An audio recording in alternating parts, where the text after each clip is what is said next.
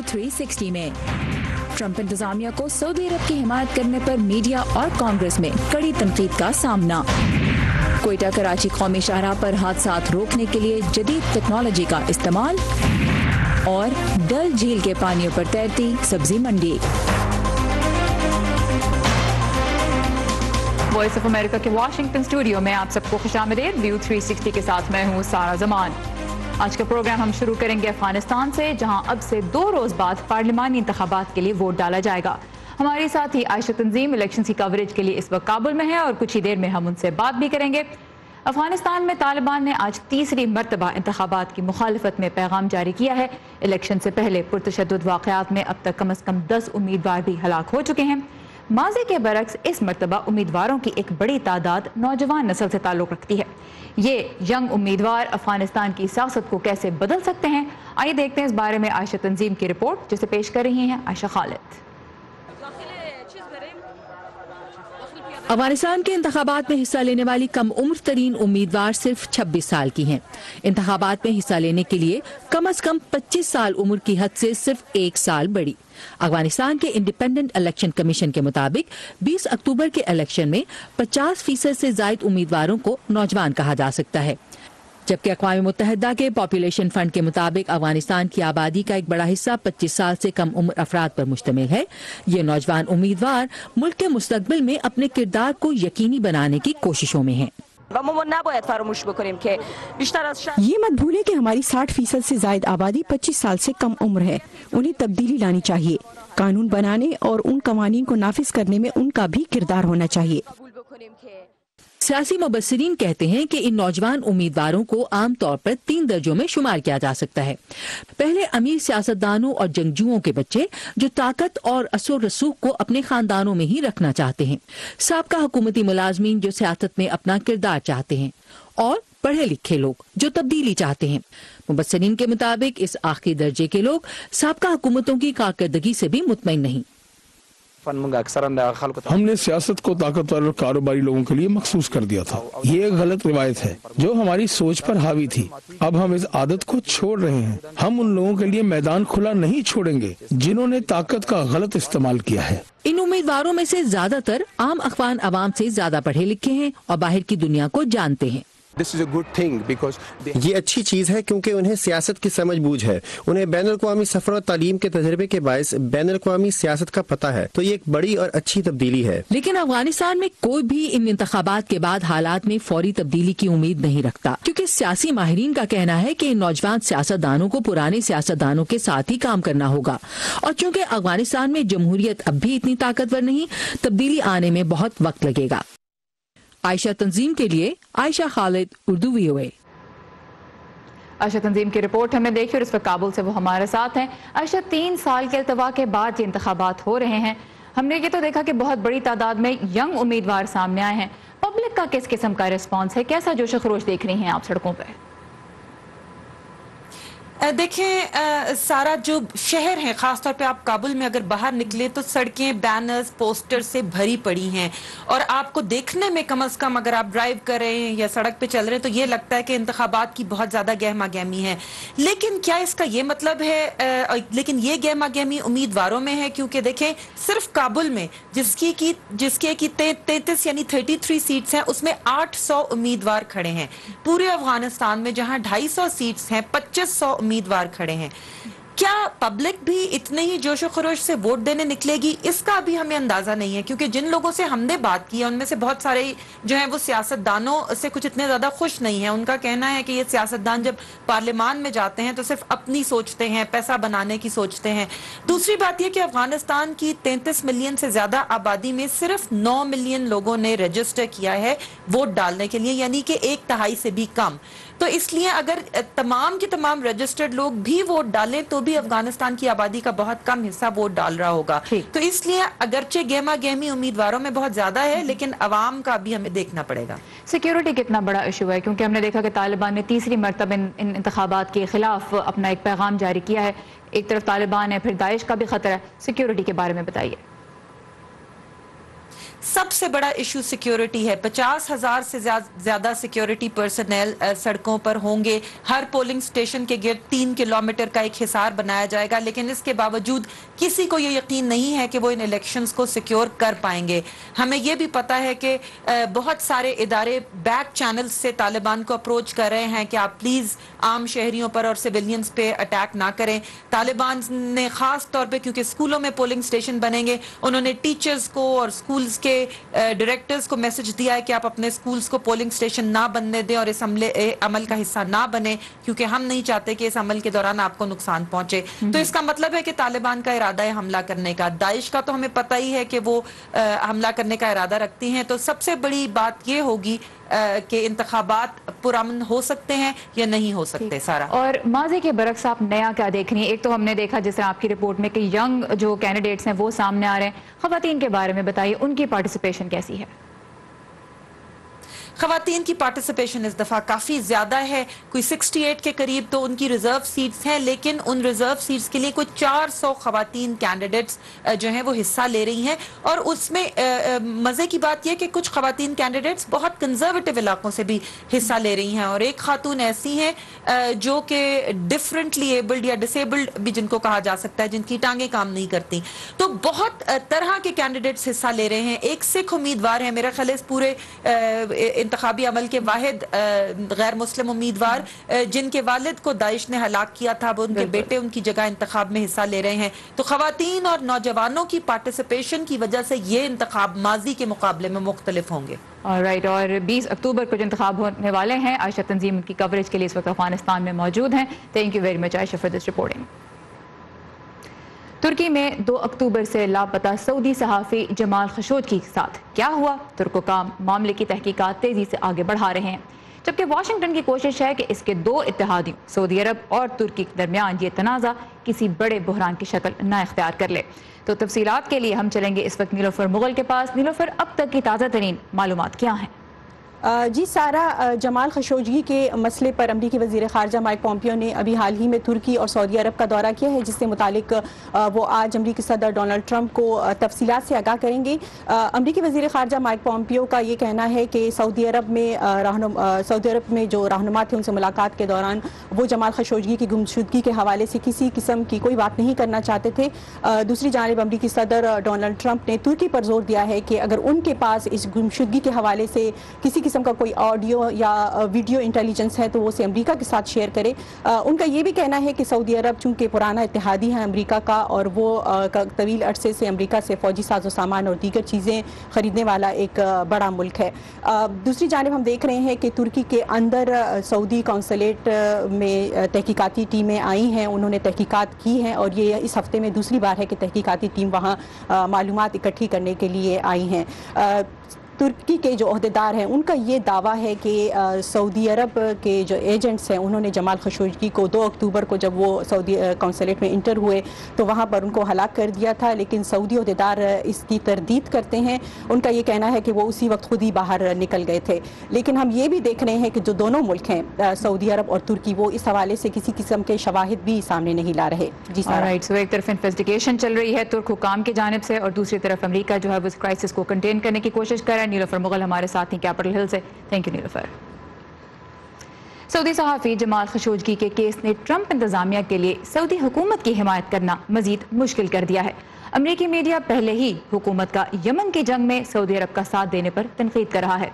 CNN ने अपनी एक रिपोर्ट में यह साबित किया कि 9 अगस्त को यमन में एक हमले में अमरीकी लेजर गाइडेड बॉम्ब्स इस्तेमाल किए गए थे। ये एक ऐसा हमला था जिसमें बड़ी तादाद में बच्चे हलाक हुए थे।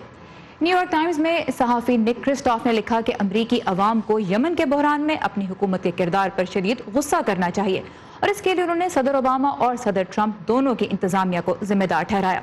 और हमने ये भी देखा कि कदर क़दामत पसंद अखबार वॉल स्ट्रीट जर्नल ने भी यमन की जंग में अमरीकी पॉलिसी का जायजा लेते हुए लिखा कि ट्रंप इंतजामिया इस पर तो बड़ी हद तक मुत्तफ़िक़ है कि यमन में आम शहरियों की हलाकतें रोकी जाएं, लेकिन कानून इजाज़त नहीं देता कि अमरीकी फ़ौज सऊदियों की मैदान जंग में टारगेट बदलने में भी मदद करे। तो मीडिया की तरफ से जो दबाव आ रहा है उसका नतीजा ये हो रहा है कि अब कांग्रेस में सदर की जमात और हिज़्ब खिलाफ से ताल्लुक़ रखने वाले अरकान ट्रंप इंतजामिया से सवाल कर रहे हैं कि वो सऊदी अरब को कैसे जवाबदेह ठहरा रही है। आइए इस बारे में देखते हैं नदीम याकूब की रिपोर्ट। یہ یمنی مائیں اپنے بچوں کو علاج کے لیے ہسپتال لائی ہیں۔ ماہرین کہتے ہیں کہ یمن میں غذائی قلت زیادہ تر بچوں کی بیماریوں کا سبب ہے۔ اقوام متحدہ کا کہنا ہے کہ یمن میں ہر 10 منٹ میں ایک بچہ ہلاک ہوتا ہے اور جنگ کے باعث 80 لاکھ افراد کو قحط کا سامنا ہے۔ گزشتہ ماہ یمن کے دارالحکومت صنعا میں ہونے والی حوثی باغیوں کی ایک ریلی میں شرکاء نے امریکہ کے خلاف بھی نعرے لگائے۔ یمن میں 3 سال پہلے اس وقت لڑائی شروع ہوئی جب حوثی باغیوں نے صنعا پر قبضہ کر لیا تھا اور سعودی نواز یمنی رہنماؤں کو ملک سے فرار ہونا پڑا تھا۔ سعودی عرب تب سے یمن پر عسکری کارروائیاں جاری رکھے ہوئے ہے اور امریکہ اس کی حمایت کرتا ہے، لیکن اب شدید انسانی بحران کے پیش نظر ٹرمپ انتظامیہ کے لیے اس حمایت کا جواز مشکل ہو رہا ہے۔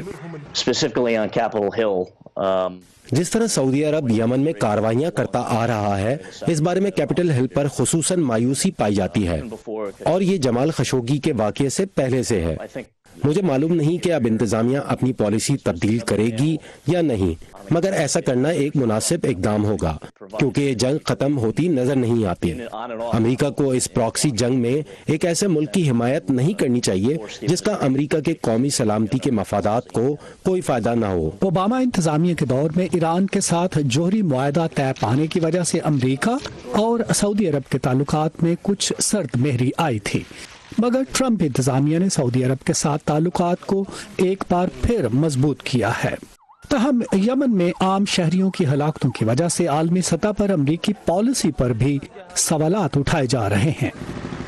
ایسے خدشات کا اظہار بھی کیا جا رہا ہے کہ دہشت گرد تنظیمیں یمن کی صورتحال سے فائدہ اٹھا رہی ہیں، مگر کچھ تجزیہ کار اس بارے میں محتاط رویہ رکھتے ہیں۔ یمن سے ملنے والے شواہد سے معلوم ہوتا ہے کہ جزیرہ نما عرب میں القاعدہ کی شاخ اور دولت اسلامیہ سے تعلق رکھنے والے گروہ یمن کی خانہ جنگی کا کسی حد تک فائدہ اٹھا رہے ہیں، تاہم اتنا نہیں جتنا ہم نے سوچا تھا۔ اس کے باوجود یہ کوئی وجہ نہیں کہ امریکہ یمن میں جنگ کے خاتمے کے لیے کوشش نہ کرے۔ امریکہ سعودی قیادت میں بننے والے سنی اتحاد کا حصہ ہے، جس کی کارروائیوں کی وجہ سے یمن میں ایک گمبھیر انسانی بحران اور ہنگامی صورتحال پیدا ہو چکی ہے۔ اب سعودی صحافی کی گمشدگی کے معاملے کی نزاکت کے پیش نظر وزیر خارجہ مائک پومپیو نے سعودی حکام سے ملاقات کی ہے۔ میں یہ کہوں گا کہ جمال خشوگی کے معاملے میں اگر واضح ثبوت سامنے آتے ہیں اور ترکی ان شواہد کو منظر عام پر لاتا ہے تو پھر امریکہ پر دباؤ آئے گا کہ وہ یمن میں اپنا کردار محدود کرے یا کم از کم سعودی عرب کو دی جانے والی عسکری امداد پر سخت شرائط عائد کرے۔ امریکی جمہوری نظام کے 2 پلرز یہاں ہیں، ایک طرف سپریم کورٹ اور دوسری طرف کانگریس۔ جب صدر ٹرمپ نے جج بریٹ کیوناہ کو سپریم کورٹ کے لیے نامزد کیا تو ان کی پارٹی نے ان کی بھرپور حمایت کی، مگر اب یہاں بیٹھے ریپبلکن پارٹی کے اراکین کا کہنا ہے کہ وہ سعودی پالیسی کے معاملے میں بالکل غیر جانبداری کا مظاہرہ کریں گے۔ یہ ہے امریکہ کے پیچیدہ جمہوری نظام کی ایک جھلک۔ ندیم یعقوب، اردو VOA، واشنگٹن۔ صدر ٹرمپ کا فی الحال یہی موقف ہے کہ وہ سعودی عرب کے ساتھ ہتھیاروں کا کوئی معاہدہ منسوخ نہیں کرنا چاہتے، ورنہ سعودی عرب روس سے ہتھیار خرید لے گا، اور صدر ٹرمپ کے ذاتی طور پر بھی سعودی شاہی خاندان سے اچھے تعلقات ہیں، جو اب یمن میں بڑھتے ہوئے انسانی بحران اور سعودی صحافی جمال خشوگی کی گمشدگی کے باعث سپاٹ لائٹ میں ہے۔ اب دیکھنا یہ ہے کہ کانگریس کیا سعودی عرب کی جانب وائٹ ہاؤس کی پالیسی میں کوئی تبدیلی لا پاتی ہے یا نہیں۔ پروگرام کو آگے بڑھاتے ہیں اور کچھ بات کرتے ہیں پاکستان کی۔ کوئٹہ کراچی قومی شاہراہ پر ہر روز ٹریفک حادثات میں شہری ہلاک ہو رہے ہیں۔ اس میں اضافے کی وجہ کیا ہے اور حکومت بلوچستان مسافروں کے تحفظ کے لیے کیا اقدامات کر رہی ہے، اس بارے میں یہ دیکھتے ہیں مرتضی زہری کی یہ رپورٹ۔ بلوچستان کے ضلع خضدار کے سول اسپتال میں اس طرح کی بھیڑ بھاڑ روز کا معمول ہے۔ یہ لوگ ایک بس حادثے میں ہلاک اور زخمی ہونے والے اپنے رشتہ داروں کو تلاش کر رہے ہیں۔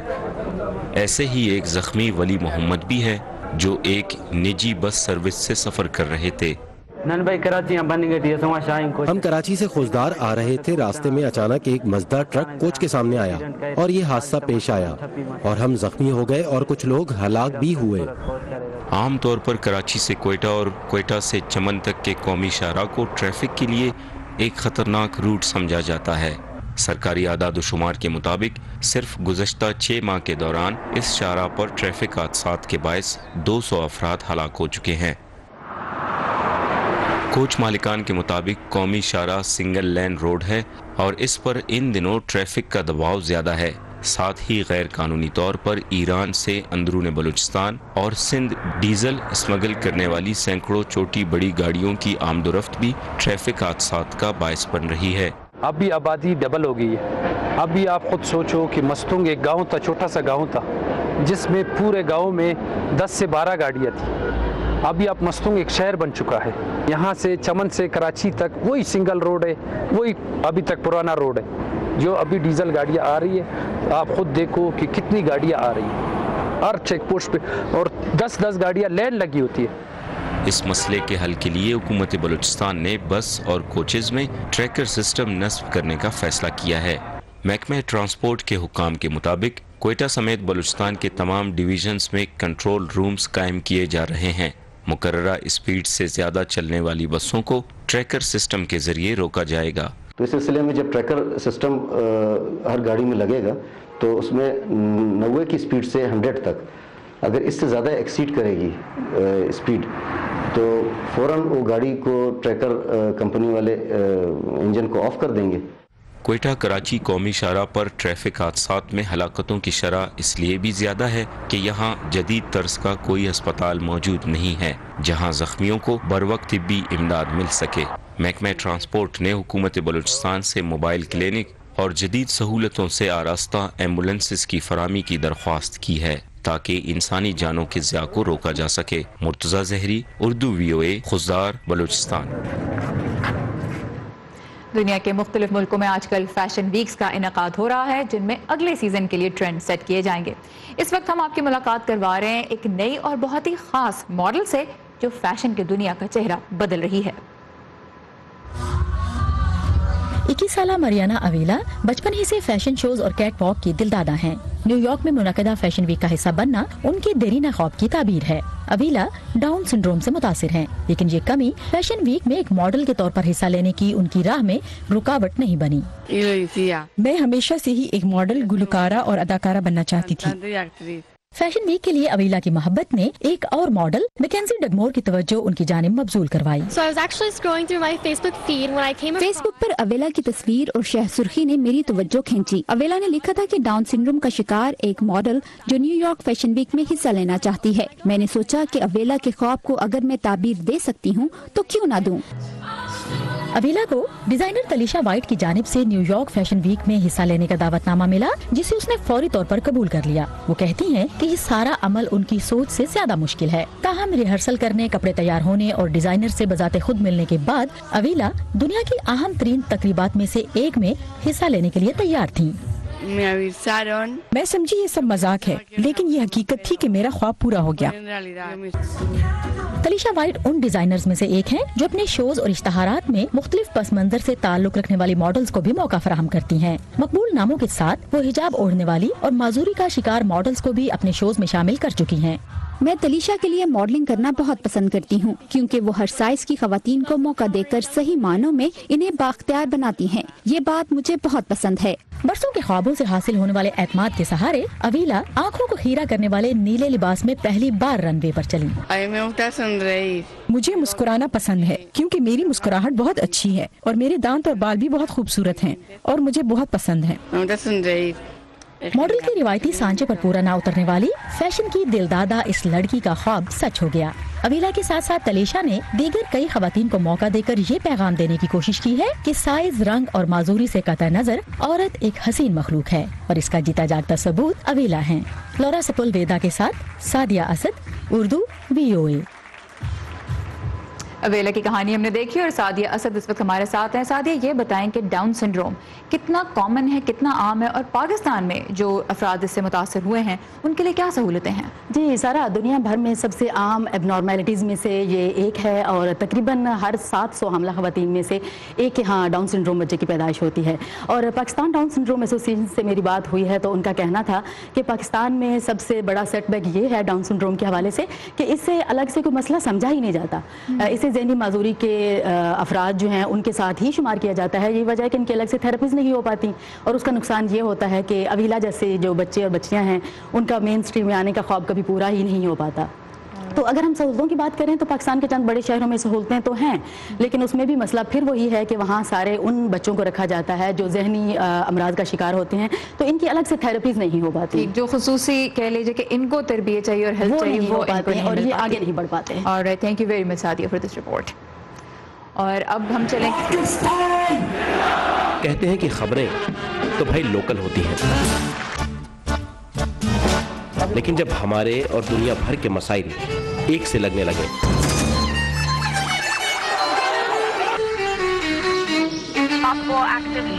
تو آنکھیں کھلی رکھنی چاہیے.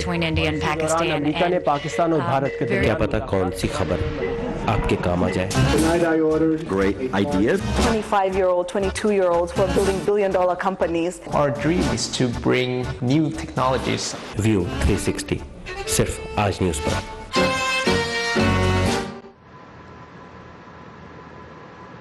بھارت کے زیر انتظام کشمیر کی معیشت میں ڈل جھیل کا بہت اہم کردار ہے. یہ جھیل سیاحوں میں تو مقبول ہے ہی, اس کے پانی پر سال ہر سال سے ہر صبح ایک تیرتی ہوئی سبزی منڈی لگتی ہے جو دیکھنے میں بہت ہی خوبصورت اور منفرد ہے. لیکن جھیل میں بڑھتی ہوئی آلودگی اب اس تاریخی بازار کے لیے ایک خطرہ بھی بنتی جا رہی ہے. آئیے دیکھتے ہیں زبیر ڈار کے ساتھ یوسف جمیل کی یہ رپورٹ. ڈل جھیل کے پانیوں سے سورج نکلنے کا منظر دیکھنا سری نگر آنے والے کسی بھی سیاح کا خواب ہو سکتا ہے, مگر اس منظر کی دلکشی سے لطف اٹھانے والوں میں صرف سیاح نہیں مقامی خریدار بھی ہیں. یہاں کی سبزیاں بڑے مزیدار ہوتی ہیں باقی مقامات پر اگنے والی سبزیوں کے مقابلے میں. درجنوں چھوٹی کشتیوں پر مشتمل یہ تیرنے والا سبزی بازار سورج کی پہلی کرن نکلنے سے پہلے ہفتے کے 7 دن سجتا ہے, اور صرف چند گھنٹے کے اندر اندر یہاں خرید و فروخت کا سلسلہ بند ہو جاتا ہے. یہاں بیچی اور خریدی جانے والی قسم قسم کی سبزیاں ڈل جھیل کے پانیوں پر تیرنے والے باغیچوں میں اگائی جاتی ہیں, اور انہیں خریدنے والے بھی یہاں کشتیوں میں سوار ہو کر آتے ہیں. ویجیٹیبل مارکیٹ جو یہاں پر ہے یہ صدیوں سے یہاں لگا ہوا ہے, اور اس کی کافی ڈیمانڈ ہے کیونکہ یہاں فریش سبزی نکلتی ہے. یوٹیلائز جو دوسرے کھیتوں میں ہوتی ہے کھاد وغیرہ یہاں وہ نہیں ہے. یہاں مڈ جو دریاؤں سے نکلتا ہے وہی یوٹیلائز ایز کھاد کرتے ہیں, اور اسی لیے یہاں زیادہ ڈیمانڈ ہے اس کی. ستمبر 2014 میں کشمیر میں آنے والے تباہ کن سیلاب کے بعد پیداوار میں نمایاں کمی آ گئی تھی. The loss was heavy and it was highest magnitude کا loss تھا. وہ ٹوٹلی فلڈنگ ہو گئی تھی اور ختم ہو گیا تھا سارا. It took us almost 2 years to reconcile. محکمہ مال کے ریکارڈز اور تاریخ کی کتابوں سے پتہ چلتا ہے کہ 1.5 صدی پہلے ڈل جھیل 48 مربع کلومیٹر پر پھیلی تھی, لیکن اب اس کا رقبہ سکڑ کر 18 مربع کلومیٹر رہ گیا ہے. سارا جو ہاؤس ہولڈ ویسٹ ہے وہ سیدھے ڈل میں جاتا ہے, اور اس وجہ سے اس میں جو ویڈز بھی آپ دیکھ رہے ہیں بہت ہی ایکویٹک ویجیٹیشن بہت حد تک بڑھ گئی ہے. لیکن اب ڈل جھیل کی یہ تیرتی سبزی منڈی ایک بار پھر اپنے جوبن پر نظر آ رہی ہے. کسان اور سبزی فروش خوش ہیں اور خریدار بھی. زبیر ڈار کے ساتھ یوسف جمیل, اردو VOA سری نگر. اور اس کے ساتھ ہی ختم ہوتا ہے آج کا ویو 360. آپ کی فیڈ بیک کا ہمیں انتظار رہے گا. اس کے لیے آئیے facebook.com/VOA اردو کے پیج پر, اور تازہ ترین خبروں کے لیے لاگ آن کیجیے urduvoa.com پر. سارا زمان کو اجازت دیجیے. خدا حافظ.